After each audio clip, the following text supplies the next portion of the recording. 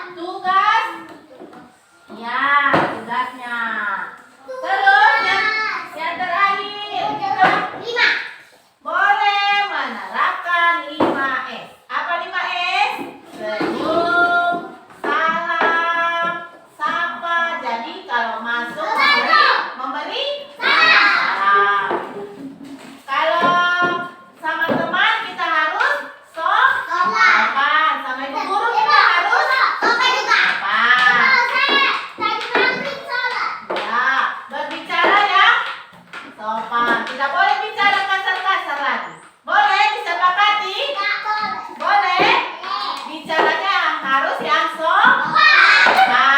Oke, boleh dipatuhi? Nah, hormat dengan orang tua, hormat dengan guru, hormat dengan teman. Boleh? Nah, kalau masuk sekolah harus memberi salam, harus duduk.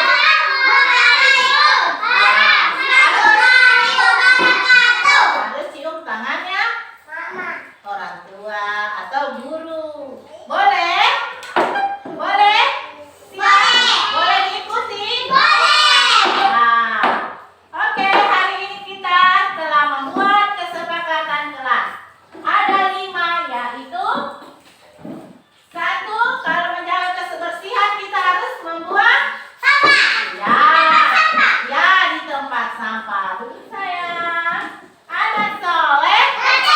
Ya, yang kedua, kalau habis bermain, mainannya ya, mana? Duduk. Kalau habis main, mainannya apa?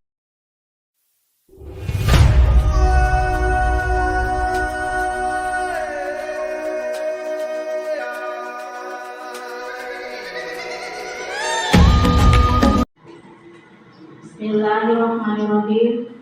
Assalamualaikum warahmatullahi wabarakatuh. Waalaikumsalam warahmatullahi wabarakatuh.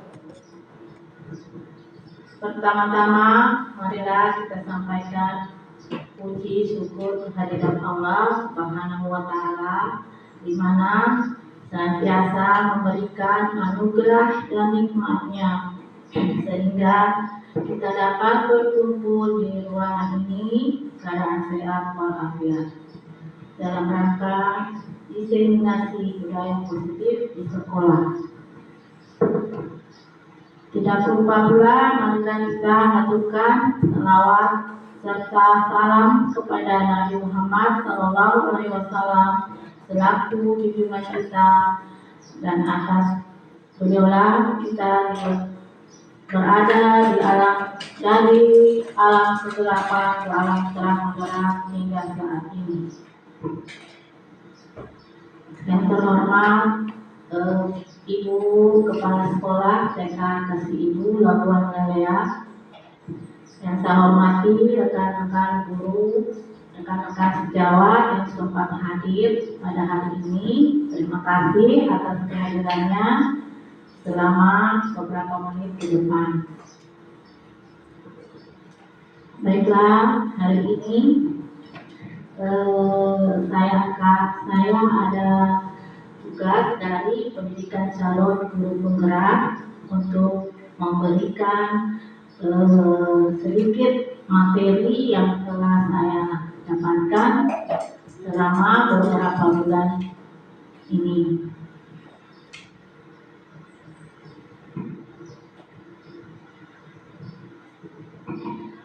Dengan mengawali acara diseminasi budaya positif ini, marilah kita bersama-sama mengucapkan Bismillahirrahmanirrahim. Sebelum kita mulai, kita speaking dulu untuk supaya erat suasana kita hari ini, yaitu dengan cara gurunya ikuti apa yang saya bilang, ya. Nah, ikuti apa yang saya bilang. Terus kalau saya bilang gajah kuda,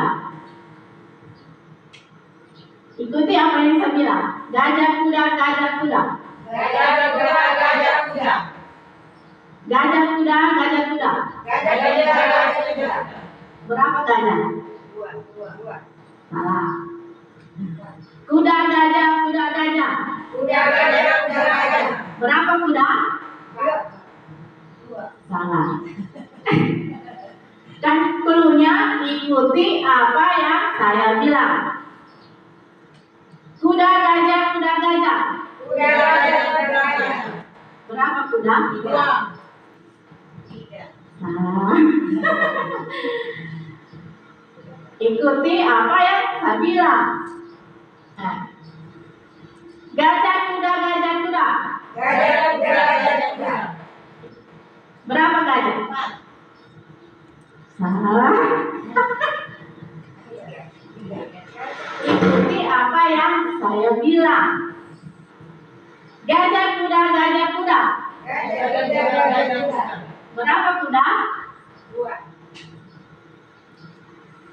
Nah, yang benar kan sudah saya bilang. Ikuti apa yang saya bilang. Jadi, gajah kuda, gajah kuda. Berapa kuda? Seharusnya ibu menjawab berapa kuda. Kan saya bilang, ikuti apa yang saya bilang. Jadi tak dikira jumlahnya. Ikuti apa yang saya bilang. Kan saya mau bilang berapa kuda, berarti ibu harus bilang berapa kuda. Oke. Mari kita lanjut. Baiklah, hari ini kita akan mendiseminasikan penerapan budaya positif di sekolah kita.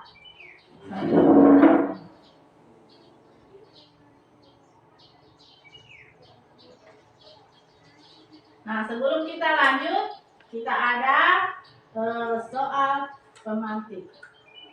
Yaitu, apakah ibu-ibu setuju bila pemberian hukuman dapat mendisiplinkan murid? Ibu-ibu setuju atau tidak? Tidak. Apa alasannya? Alasannya kalau diberikan hukuman anak-anak bisa tidak datang. Oh iya, betul.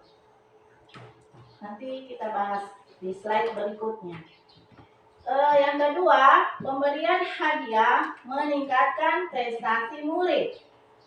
Setuju apa tidak ibu-ibu? Setuju. Ya. Kalau ada beda tidak datang. Saya yang setuju? Semua setuju? Saya setuju. Nah, coba kita dengar dulu alasannya. Yang tidak setuju, kenapa, dan setuju, kenapa. Kalau tidak setuju, karena kalau selalu diberikan hadiah tiba-tiba tidak ada kita punya hadiah, anak-anak mengharap lagi. Iya, betul. Kalau yang setujunya? Kalau yang setuju itu bisa menyemangati anak-anak untuk mengikuti kegiatan-kegiatan. Ya. Nanti kita cermati di slide berikutnya. Guru berperan sebagai teman murid. Ibu setuju atau tidak? Setuju. Semua setuju? Ya. Ya. Baiklah, kita lanjut. Nah, dalam dunia pendidikan kita ada sosok yang, siapa yang tahu ini sosok gambarnya?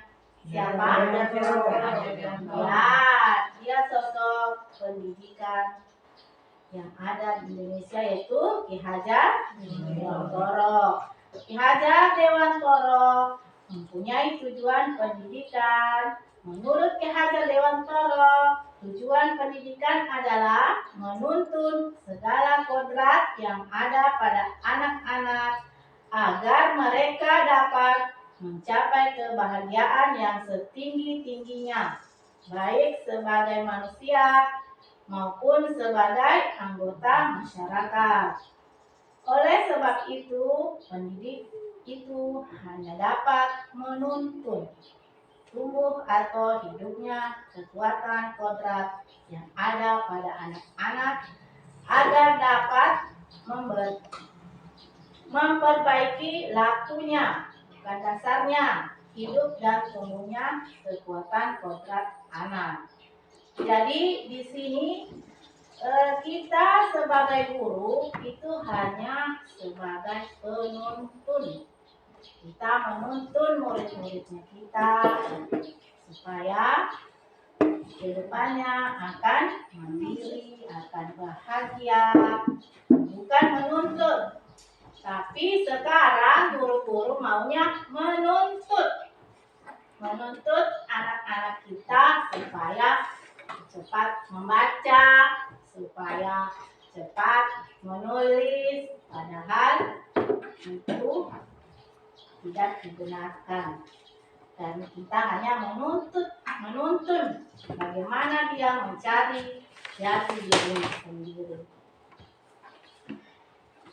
Yang berikut, arti budaya.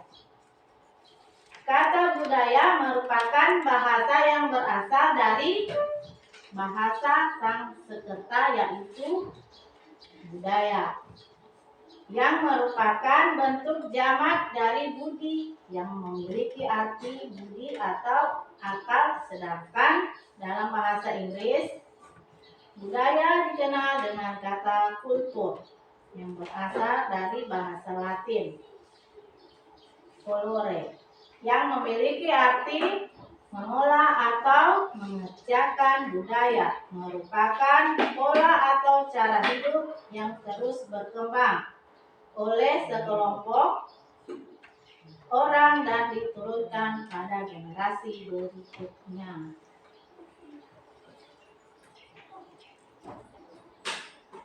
Sebelumnya itu saya mau tanya, budaya positif itu seperti apa contohnya? Budaya positif. Budaya positif di sekolah yaitu nilai-nilai dan kebiasaan di sekolah yang berpihak pada murid agar mereka dapat berkembang menjadi pribadi yang kritis, penuh hormat, bertanggung jawab sesuai dengan profil pelajar Pancasila. Teman-teman, hari ini kita akan menjelaskan konsep utama budaya positif. Ada beberapa, yaitu pertama, perubahan paradigma belajar, disiplin positif, kebutuhan dasar manusia, motivasi perilaku manusia, posisi kontrol, restitusi, keyakinan kelas, dan segitiga restitusi.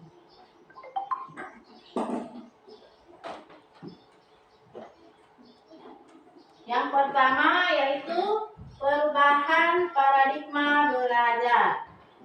Perubahan paradigma dalam membangun budaya positif, sekolah dapat menyediakan lingkungan yang positif, aman, dan nyaman agar siswa mampu berpikir, bertindak, dan mencipta dengan merdeka, mandiri, dan bertanggung jawab.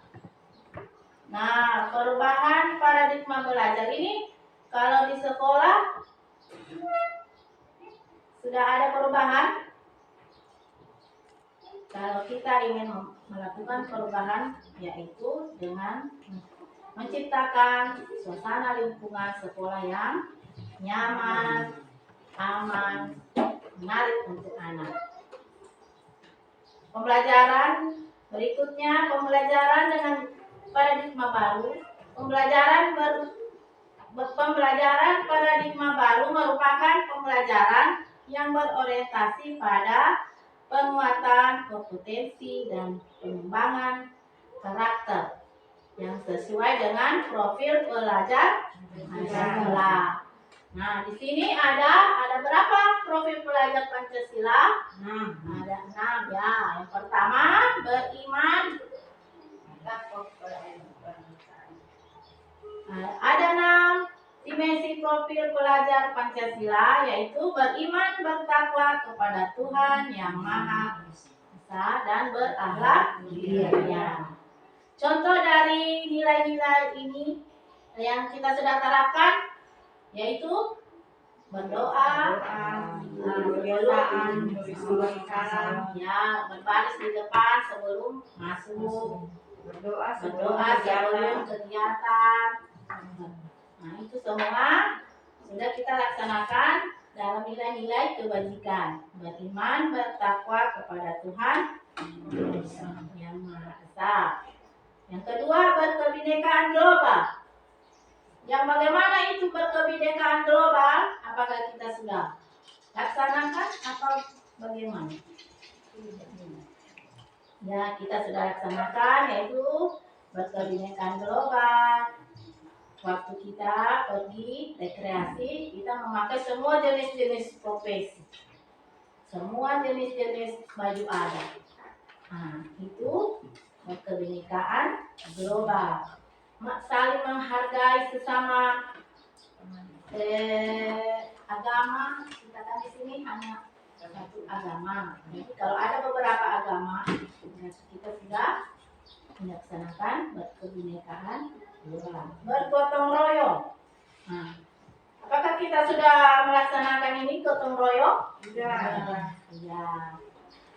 Dengan cara apa kita melaksanakan nilai-nilai gotong royong? Yaitu kerjasama. Kerjasama dengan anak-anak, kerjasama dengan guru, sejawat. Nah, kalau sesuai untuk mencapai tujuan. Jadi kita harus selalu berkolaborasi, harus selalu saling membantu.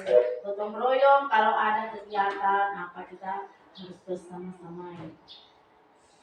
Kreatif. Yang keempat, kreatif. Anak-anak sudah kreatif, membuat, menciptakan apa yang dia kerjakan, dia mencipta sesuai dengan imajinasinya. Mandiri, kita telah melaksanakan juga nilai-nilai kebajikan mandiri, yaitu memakai sepatu sendiri. Anak-anak dilatih memakai sepatu sendiri, mengambil bekalnya sendiri, semua sendiri. Bernalar kritis, ya dia bisa menerapkan, menuangkan dia punya ide-ide. Perubahan paradigma belajar. Perubahan paradigma ada teori kontrol, yaitu ilusi kontrol menurut Dr. William Glasser. Ilusi guru mengontrol murid. Ilusi bahwa semua pengetahuan positif, efektif, dan bermanfaat. Ilusi bahwa kritik dan membuat orang merasa bersalah dapat menguatkan karakter. Ilusi bahwa orang dewasa memiliki hak untuk memaksa. Ya, dari di sini orang dewasa kita sering memaksakan kehendak kita kepada anak-anak. Kau harus bisa menulis, kau harus bisa membaca. Itu kehendaknya orang dewasa kepada anak kita. Di sini ada perbedaan stimulus respon dan teori kontrol. Mari kita sama-sama membaca perbedaannya. Realita kebutuhan kita sama. Pada teori kontrol, realita kebutuhan kita berbeda. Kebutuhan Ibu Ita tidak sama dengan kebutuhan Ibu Sherly. Nah, kalau memang pada stimulus respon kebutuhannya Ibu Ita sama Ibu Sherly sama, tapi karena di sini sudah ada perubahan teori kontrol, realita kebutuhan kita itu berbeda. Yang kedua, semua orang melihat hal yang sama. Pada teori kontrol, setiap orang memiliki gambaran berbeda. Ketiga, kita mencoba mengubah orang agar berpandangan sama dengan kita. Jadi, itu pada stimulus respon, kita ini dapat mengubah orang agar berpendapat sama dengan kita. Seharusnya kita bagaimana? Pada teori kontrol, kita berusaha memahami pandangan orang lain tentang dunia. Perbedaan si A dengan si B itu tidak bisa kita samakan. Dalam teori kontrol, kita memahami pandangan si A dan si B itu berbeda tentang dunia, tentang yang dia pandang yang dia harap-harapkan itu berbeda. Berikutnya, perilaku buruk dilihat sebagai suatu kesalahan. Nah, di sini dalam teori kontrol, semua perilaku memiliki tujuan.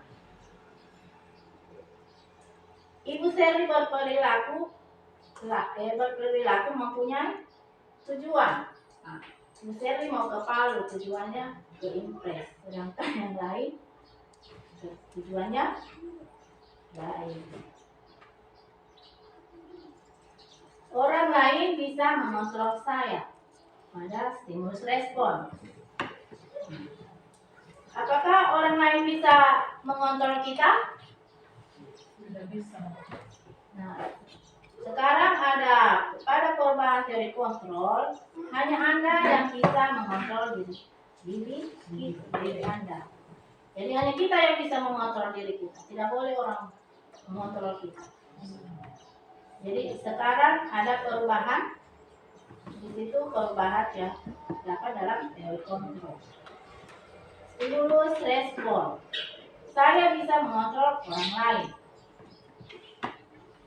Pada stimulus respon, saya bisa mengontrol orang lain. Berarti Anda bisa mengontrol orang lain. Nah, seharusnya Anda tidak bisa mengontrol orang lain. Pemaksaan ada pada saat tujuan bujukan gagal. Kolaborasi dan konsensus menciptakan pilihan-pilihan baru. Pada stimulus respon, model berpikir menang atau kalah. Menang atau kalah. Pada teori kontrol, model berpikir menang. Menang yang menang. Nah, tidak, kalau menang, ada kalah. Kalau sudah menang. Kalau sudah. Ya. Yang kedua, disiplin positif. Ibu-ibu, teman-teman, apa yang dipikiran Anda tentang disiplin positif? Ada yang bisa kasih contoh? Seperti apa disiplin positif di sekolah kita yang pernah kita terapkan sehari-hari? Sekolah cepat di tempatnya. Ya, disiplin artinya berkaitan dengan aturan ya. Berkaitan dengan aturan. Ketika mendengar kata disiplin, apa yang terbayang di benak Anda? Apa yang terlintas di pikiran Anda?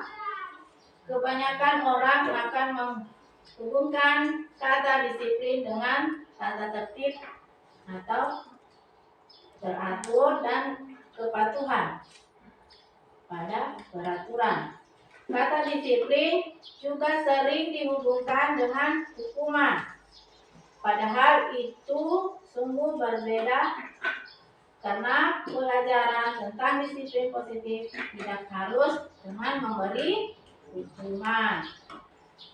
Justru itu adalah salah satu alternatif terakhir dan kalau perlu tidak digunakan sama sekali.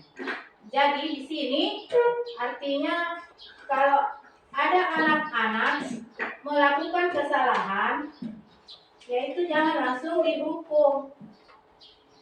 Jangan langsung karena dihukum jadi anak-anak sudah tidak mandiri nantinya, sudah tidak mau ke sekolah. Dalam budaya kita, makna kata disiplin dimaksud menjadi sesuatu yang dilakukan seseorang pada orang lain untuk mendapatkan kepatuhan. Kita cenderung menghubungkan kata disiplin dengan ketidaknyamanan. Jadi kalau ada di kata-kata disiplin berarti kita merasa tidak nyaman karena harus ada aturan yang kita mau laksanakan, harus ada tuntunan, harus ada apa, jadi kita merasa tidak nyaman. Disiplin positif berasal dari bahasa Latin disiplina yang artinya belajar. Jadi disiplin itu sama dengan belajar. Makna asal dari kata ini berkonotasi dengan disiplin diri dari murid-murid Socrates dan Plato. Disiplin diri membuat orang menggali potensinya menuju sebuah tujuan apa yang dia hargai. Namun dalam budaya kita, makna kata disiplin telah berubah menjadi sesuatu yang dilakukan oleh orang pada orang lain untuk mendapatkan kepatuhan. Cenderung umum adalah menghubungkan kata disiplin dengan ketidaknyamanan. Seperti tadi, kalau ada kata-kata disiplin, berarti kita merasa tidak nyaman. Bukan dengan apa yang kita hargai atau pencapaian suatu tujuan mulia. Disiplin adalah kemampuan memerintah diri sendiri dalam mengontrol dan menguasai diri untuk memilih tindakan yang mengacu pada nilai-nilai yang kita hargai dengan penuh tanggung jawab dan tanpa perintah dari orang lain. Nilai-nilai yang kita hargai adalah nilai kebajikan, yaitu nilai-nilai profil pelajar Pancasila.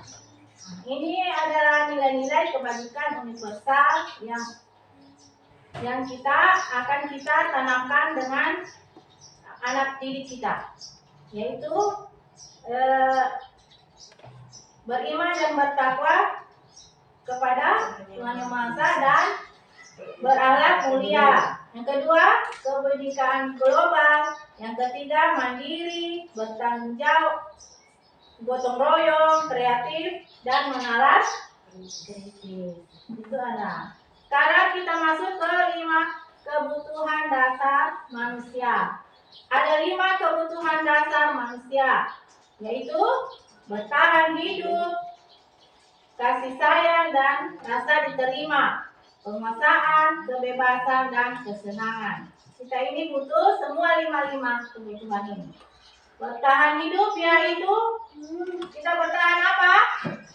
Bertahan hidup dengan apa? Makan, tempat tinggal. Nah, kalau kasih sayang dan dirasa terima, ibu-ibu butuh disayang? Disayang suami? Ya, penguasaan. Ibu-ibu butuh penguasaan atau tidak? Butuh. Ya, kebebasan. Ibu-ibu butuh kebebasan? Butuh. Ya, bagaimana kita mau bebas? Bebas mau ke sana kemari. Kesenangan. Nah, mau pikir diri, mau pikir happy, ya itu kita butuh kesenangan. Nah, ada cerita di sini bisa. Ibu Ambar guru wali kelas 2A di SD Pelita Hati sedang bingung menghadapi ulah salah satu murid di kelasnya, yaitu Doni. Beberapa anak di kelas 2A telah datang padanya dan mengeluhkan Doni yang sering meminta bekal makan siang mereka dengan paksa. Jika Anda menghadapi situasi seperti Ibu Ambar, apa yang Anda lakukan? Menurut Anda, kira-kira apa alasan Doni melakukan hal itu? Dalam konteks penerapan budaya positif, Ibu Ambar sebaiknya mencari tahu alasan Doni melakukan tindakan tersebut agar mengetahui kebutuhan mana yang sedang berusaha dipenuhi oleh Doni. Doni lapar dan orang tuanya tidak membawakan bekal makan siang.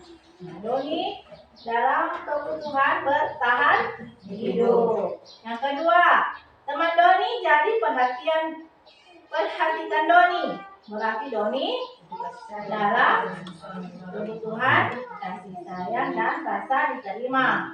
Ia merasa hebat karena temannya jadi takut dengan dan mematuhi keinginannya. Jadi dia penguasa.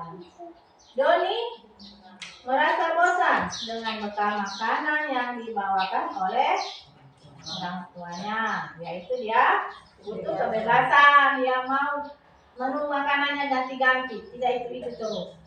Doni hanya iseng dan dia menikmati wajah temannya yang merasa sah.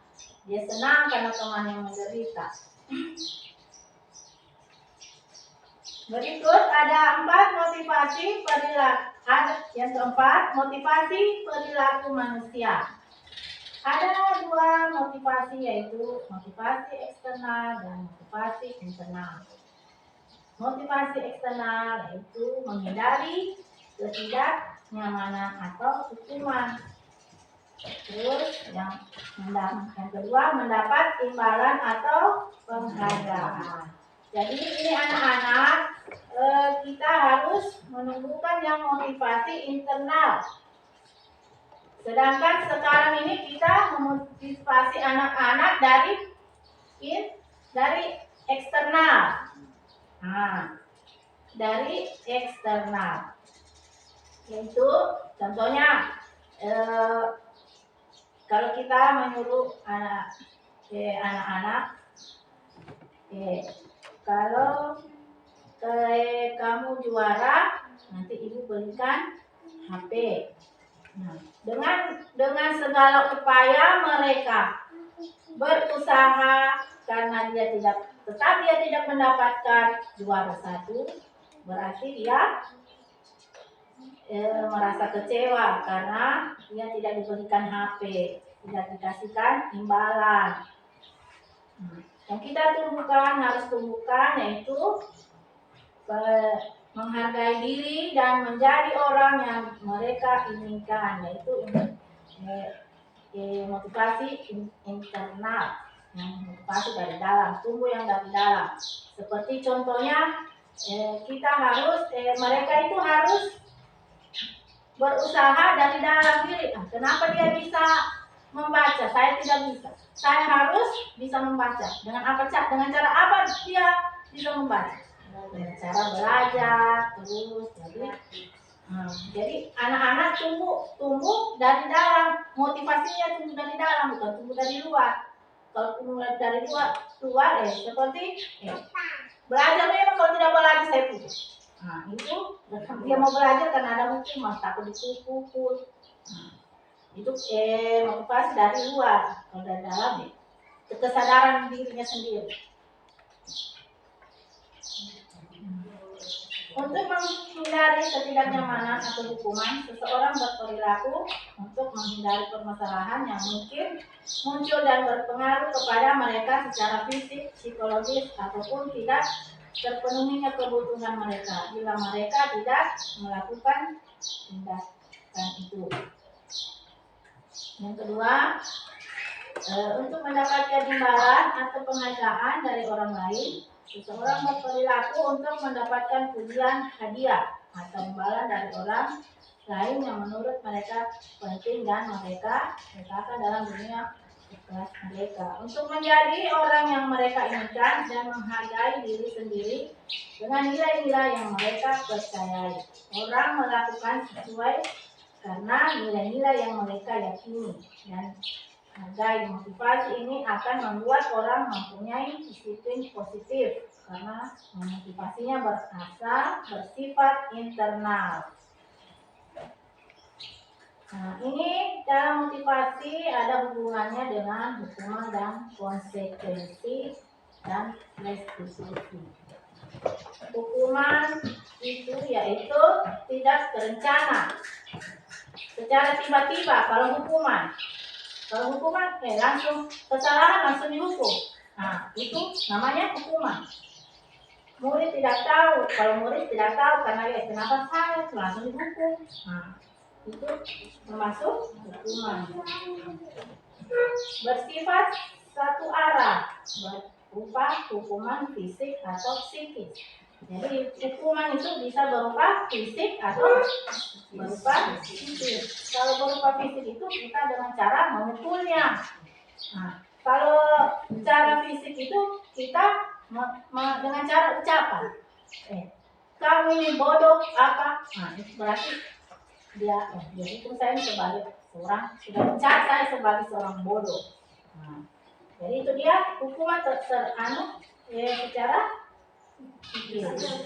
konsekuensi yaitu dia terencana disepakati sesuai peraturan. Nah, kalau konsekuensinya ini seperti sebab akibat, ada sebabnya dan ada akibatnya. Murid tetap dibuat tidak nyaman. Sikap guru selalu memonitori murid. Nah, tetap ada rasa tidak nyaman, tetapi di situ ada rasa tanggung jawabnya.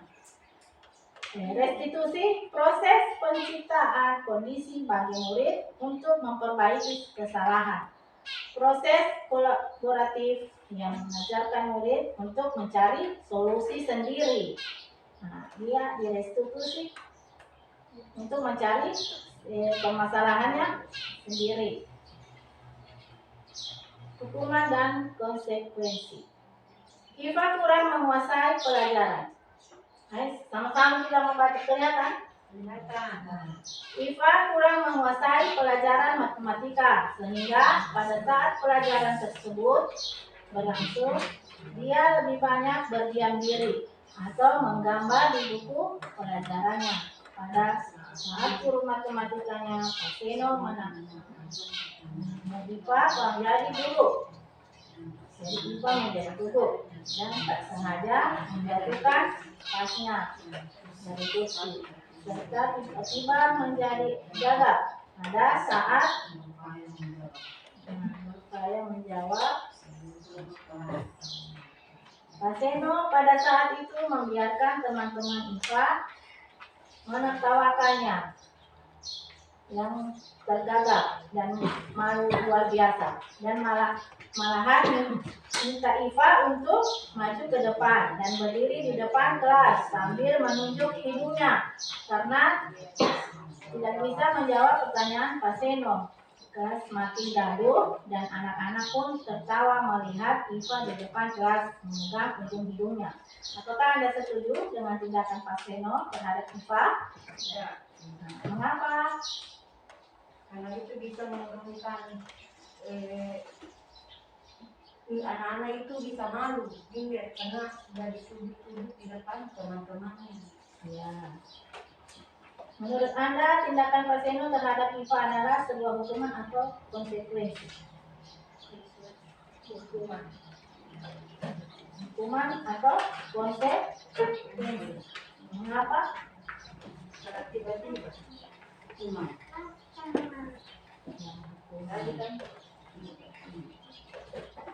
Berikutnya mari kita lihat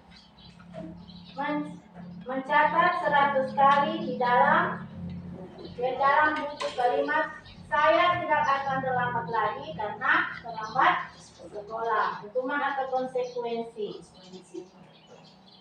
Lagi mengelilingi lapangan basket 2 kali karena terlambat hadir di sekolah. Hukuman atau konsekuensi? Hukuman. Murid diminta untuk push up 15 kali karena tidak menggunakan masker ke sekolah. Hukuman atau konsekuensi? Menggantikan kertas tugas teman yang telah dicoret-coret. Konsekuensi atau hukuman? Membersihkan tumpahan air di meja tulis karena tersenggol pada saat belajar. Hukuman atau konsekuensi? Murid disuruh untuk tidak mengenakan sepatu seharian di sekolah karena tidak mengenakan sepatu hitam. Hukuman atau konsekuensi? Lari mengelilingi lapangan basket 2 kali karena terlambat 10 menit untuk pelajaran PDOK. Hukuman atau konsekuensi? Mari kita lihat. Mencatat 100 kali di dalam buku kalimat saya tidak akan terlambat lagi karena terlambat ke sekolah. Itu adalah hukuman. Lari mengelilingi lapangan basket 2 kali karena terlambat hadir di sekolah. Itu teman. Murid diminta untuk push up 15 kali karena tidak menggunakan masker ke sekolah. Itu hukuman. Mengganti kertas tugas teman yang telah dicoret-coret yaitu konsekuensi. Membersihkan tumpahan air di meja tulis karena tersenggol pada saat belajar. Itu konsekuensi. Murid disuruh untuk tidak mengenakan sepatu seharian di sekolah karena tidak mengenakan sepatu hitam. Itu adalah hukuman. Lari mengelilingi lapangan basket 2 kali karena terlambat 10 menit untuk pelajaran PJOK. Konsekuensi. Karena ini konsekuensi lari mengelilingi lapangan karena memang ini pelajaran PJOK. Jadi dia konsekuensinya harus lari mengelilingi lapangan. Nah, itu perbedaan konsekuensi dan hukuman. 5 restitusi dan 5 posisi kontrol. Yaitu 1 sebagai penghukum, 2 pembuat rasa bersalah, 3 pemantau teman dan manajer. Apa itu restitusi? Restitusi adalah proses penciptakan kondisi bagi murid untuk memperbaiki kesalahan mereka sehingga mereka bisa kembali pada kelompok mereka dengan karakter yang lebih kuat. Restitusi juga merupakan proses kolaboratif yang mengajarkan murid untuk mencari solusi untuk masalah mereka dan membantu murid berpikir tentang orang seperti apa yang mereka ingin menjadi tujuan mulia dan bagaimana mereka harus memperlakukan orang lain menurut Quotient 2004. Ada 9 ciri-ciri restitusi. 1. Bukan untuk menebus kesalahan, namun untuk belajar dari kesalahan. Yang kedua, memperbaiki hubungan. Yang ketiga, tawaran bukan paksaan. Restitusi menuntun untuk melihat ke dalam diri.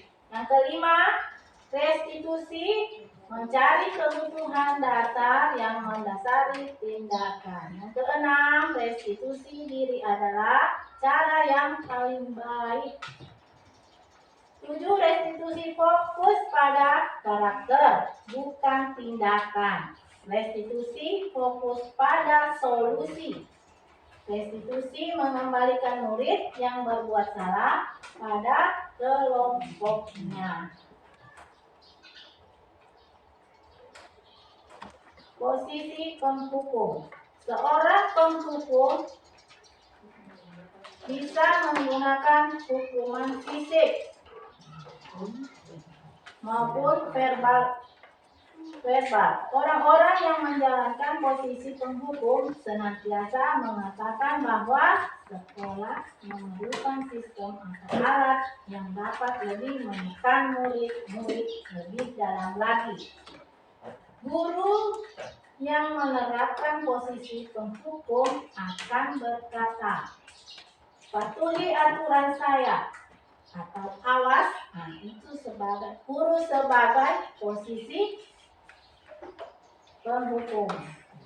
Kamu selalu salah. Kamu selalu saja salah. Selalu pasti, selalu yang terakhir selesai. Nah, kita kan sering biasa begitu. Berarti kita berada di posisi penghukum. Guru seperti ini senantiasa percaya hanya ada satu cara agar pembelajaran bisa berhasil, yaitu cara dia. Jadi caranya kita sebagai penghukum, kamu lambat sekali, sama berarti kita sedang menghukum dengan tidak sadar kita menghukum si anak itu. Kita sebagai posisi penghukum. Dalam posisi pembuat rasa bersalah. Pada posisi ini, biasanya guru akan bersuara lebih lembut. Membuat rasa bersalah akan menggunakan keheningan yang membuat orang lain merasa tidak nyaman. Bersalah atau rendah diri, kata-kata yang keluar dengan lembut akan seperti, "Ibu sangka ibu sangat kecewa sekali dengan kamu. Nah, itu salah satu kata-kata yang kita sebagai pembuat rasa bersalah. Berapa kali Bapak harus memberitahu kamu ya? Gimana coba kalau orang tua kamu tahu kamu berbuat begitu? Di posisi ini murid akan memiliki penilaian diri yang buruk tentang diri mereka. Murid merasa tidak berharga dan mengecewakan orang-orang di sayanginya. Di sini kalau kita kamu gimana coba kalau orang tua kamu tahu kamu begitu, berarti anak itu merasa dia membuat rasa bersalah. Jadi kita itu sebagai di posisi begitu kalau kita melakukan itu kepada murid-murid kita.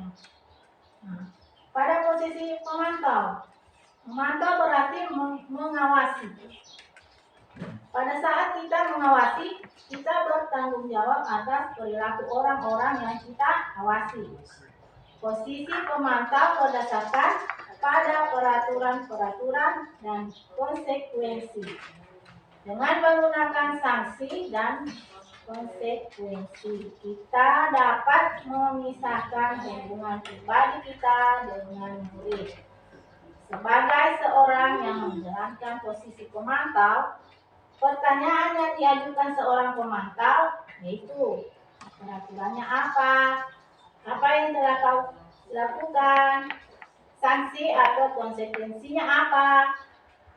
Seorang pemantau sangat mengandalkan penghitungan catatan data yang dapat digunakan sebagai bukti atas perilaku seseorang. Posisi ini akan menggunakan stiker catatan atau data.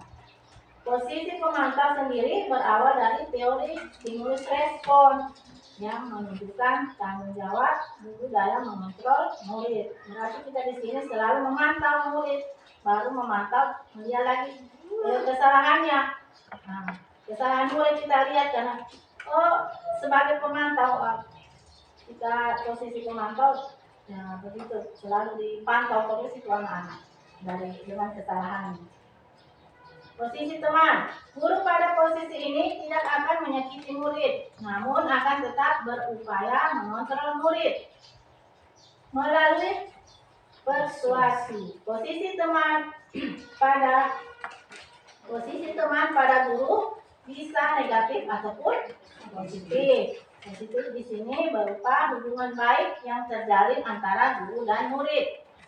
Guru di posisi teman menggunakan hubungan baik dan humor untuk mempengaruhi seseorang. Mereka akan berkata, ayo bantulah demi Bapak ya. Ayo ingat, tidak bantuan Bapak selama ini. Ya sudah, kali ini tidak apa-apa, nanti Ibu bantu bereskan. Hal negatif dari posisi teman adalah bisa suatu saat guru tersebut tidak membantu murid, maka akan kecewa dan berkata, saya pikir Bapak Ibu teman saya. Murid merasa dikecewakan dan tidak mau lagi berusaha. Hal lain yang mungkin timbul adalah murid hanya akan bertindak untuk guru tertentu dan tidak untuk guru lain. Murid akan bertanggung jawab pada guru tersebut. Jadi posisi teman ini ada baiknya dan ada tidaknya. Posisi manajer. Posisi terakhir manajer adalah posisi di mana guru berbuat sesuatu bersama dengan murid, mempersilahkan murid mempertanggungjawabkan perilakunya, mendukung murid agar dapat menemukan solusi atas permasalahannya sendiri. Seorang manajer telah memiliki keterampilan di posisi teman maupun pemantau, dan dengan demikian bisa jadi di waktu-waktu tertentu. Kembali kepada kedua posisi tersebut bila diperlukan, namun bila kita menginginkan murid-murid kita menjadi manusia yang merdeka, manusia yang mandiri dan bertanggung jawab, maka kita perlu mengacu kepada restitusi yang dapat menjadikan murid kita seorang manajer bagi dirinya sendiri. Di manajer Murid diajak untuk menganalisis kebutuhan dirinya maupun kebutuhan orang lain. Dari 5 posisi kontrol sebagai guru ini, kira-kira posisi mana yang lebih aman? Kita sebagai di posisi apa yang kita aman, yang bagus kita laksanakan? Yaitu di posisi sebagai manajer. Kita harus berada di posisi sebagai manajer, yaitu kita membagikan tanggung jawabnya, membagikan dengan mengatasi masalah-masalah yang ada. Ada pertanyaan, saya kecewa sekali dengan kamu. Kamu tidak pernah benar melakukannya. Ayolah lakukan demi ibu. Itu di posisi kontrol ya. Di posisi apa itu? Sebagai apa? Ayolah lakukan demi ibu. Sebagai manajer. Apakah kamu mau mendapatkan stiker bintang hari ini? Bagaimana kamu bisa menyelesaikan masalah ini? Kamu selalu yang paling terakhir. Itulah jawabannya. Saya kecewa sekali dengan kamu. Membuat orang merasa bersalah. Kita berada di posisi itu kalau kita bertanya seperti itu.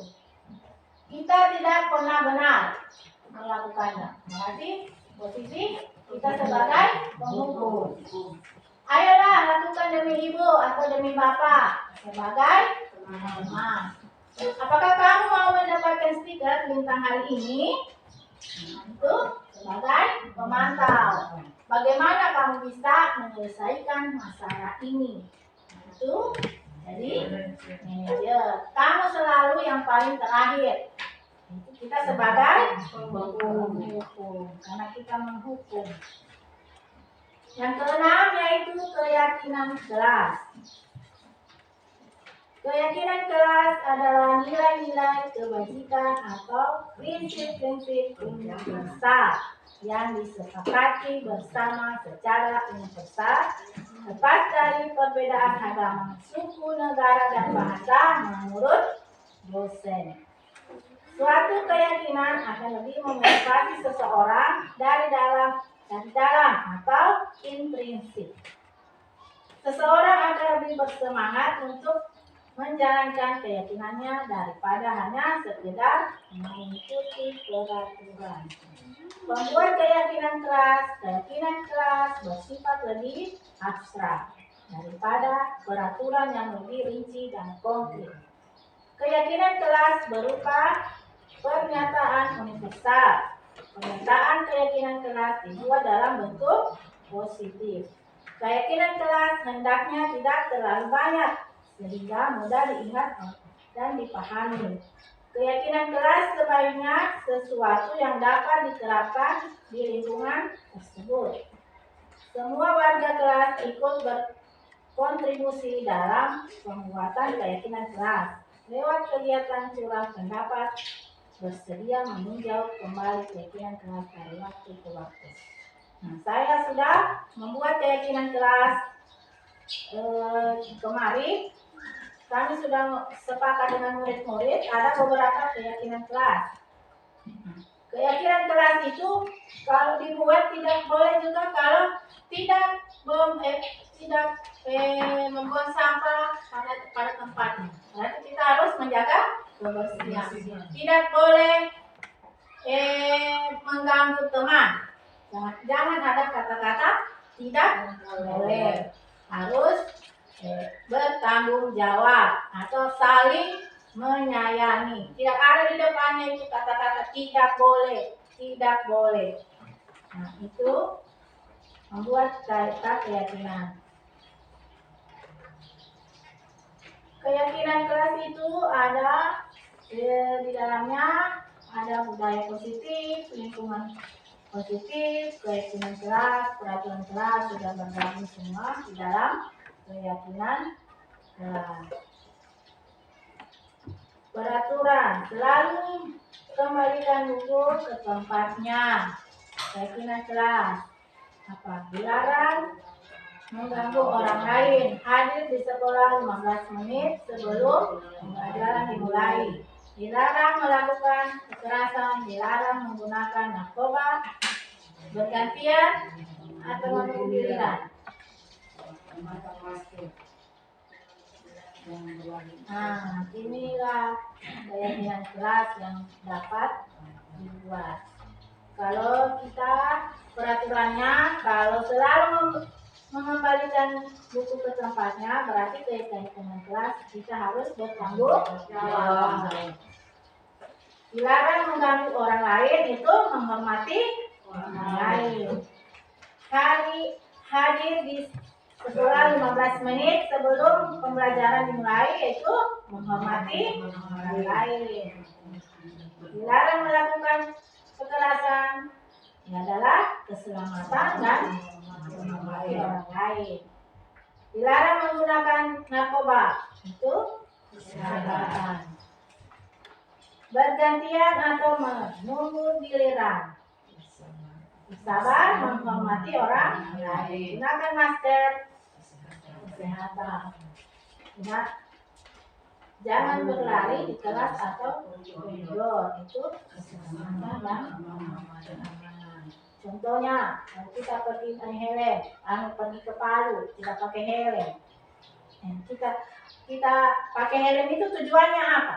Demi keselamatan. Ya, demi keselamatan. Itu motivasi dari dalam. Kalau dari luar, saya pakai helm, takut ada tilang nanti, ada polisi di jalan. Nah, itu motivasi dari luar. Nah, inilah dokumentasi pembuatan kesepakatan kelas yang telah kami buat.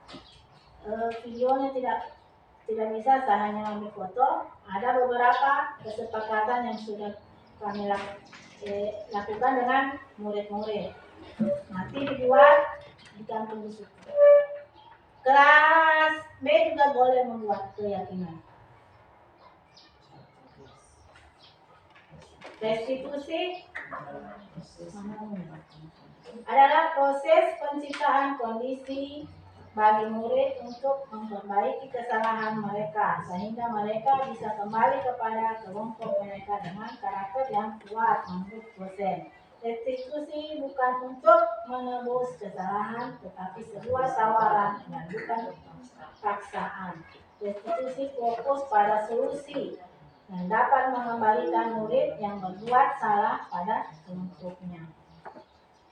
Nah, ini ada segitiga restitusi, yaitu validasi tindakan yang salah, menstabilkan identitas, menanyakan keyakinan. Dalam segitiga restitusi, menstabilkan identitas berdasarkan prinsip membuat kesalahan adalah sebagian dari proses pembelajaran. Menggeser identitas murid dari identitas gagal ke sukses. Jangan mengkritik murid yang sedang mengalami identitas gagal.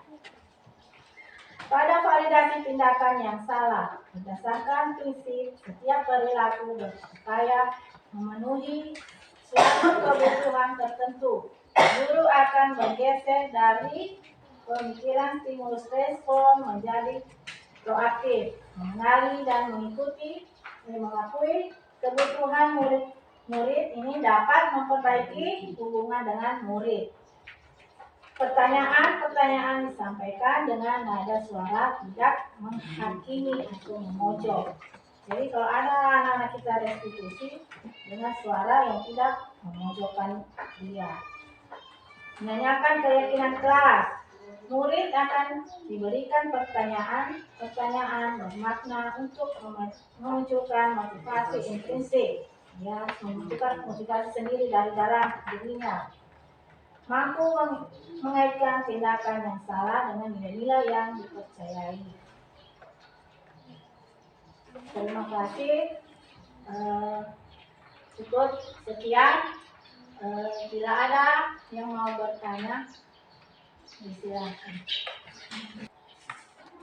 Baiklah, sebelum kita menyelesaikan, ini ada contoh kasus di sekolah.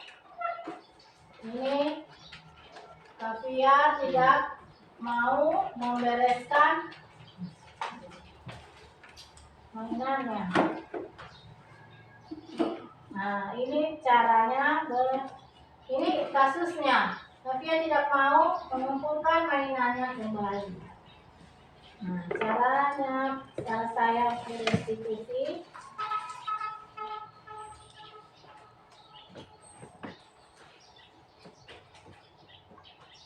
dengan menanyakan stabil dan identitas, memvalidasi tindakan yang salah, dan menanyakan keyakinan.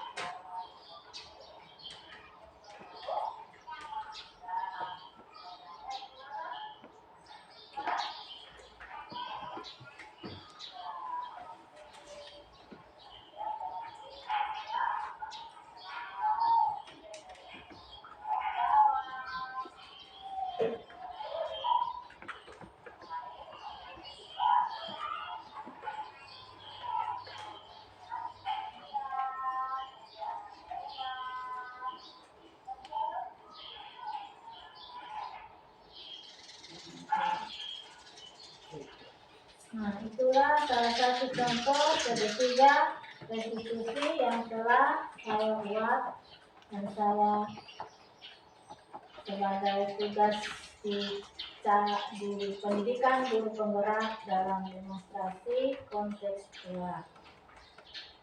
Nah, sekarang kita buka sesi pertanyaan. Ada yang mau bertanya?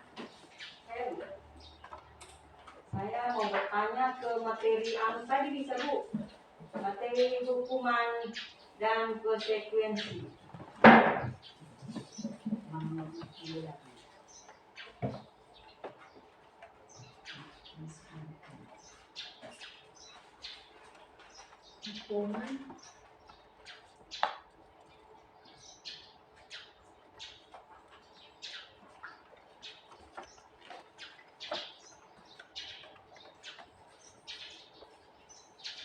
Hukuman dan konsekuensi. Yang saya tanyakan ini Bu, apakah perbedaan antara hukuman dan konsekuensi? Perbedaan hukuman dan konsekuensi. Hukuman itu tidak berencana. Hukuman tidak berencana dan dapat menyakitkan anak-anak, menyakitkan, bersifat satu arah, berupa hukuman dia berupa fisik ataupun psikis. Itu hukuman.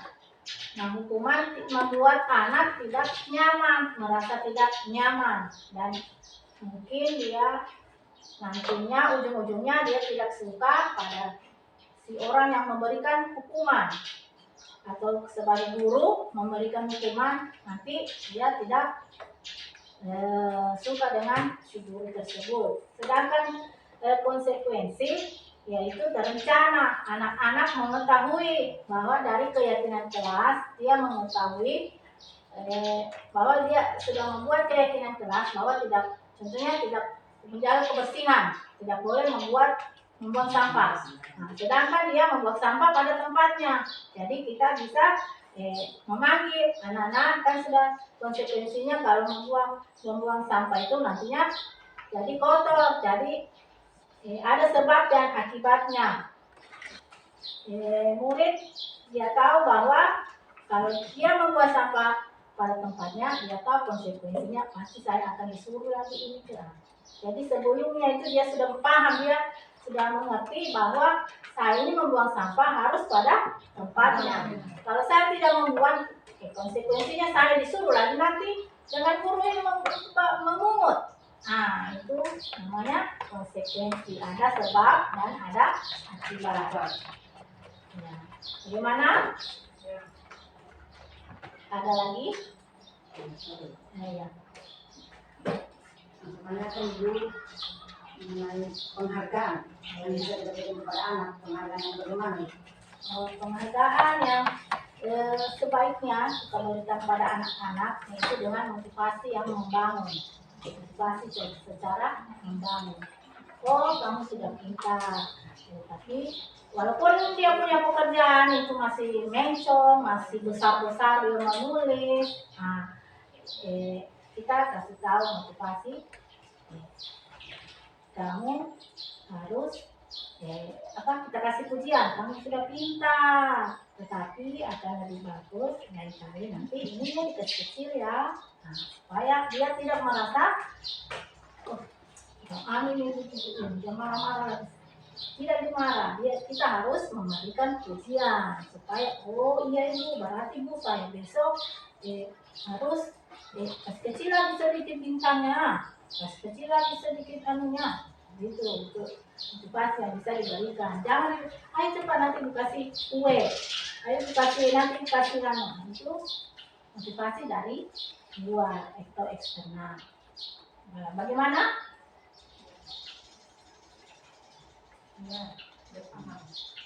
Sudah? Ya, terima kasih atas kesempatannya hari ini telah hadir dalam acara diseminasi budaya positif adalah salah satu tugas dari modul 1.4 yaitu penerapan aksi nyata modul budaya positif di sekolah kita. Cukup sekian, kekurangan hanya kelebihan hanya ada pada Allah, kekurangannya hanya dalam diri saya. Assalamualaikum warahmatullahi wabarakatuh. Waalaikumsalam warahmatullahi wabarakatuh.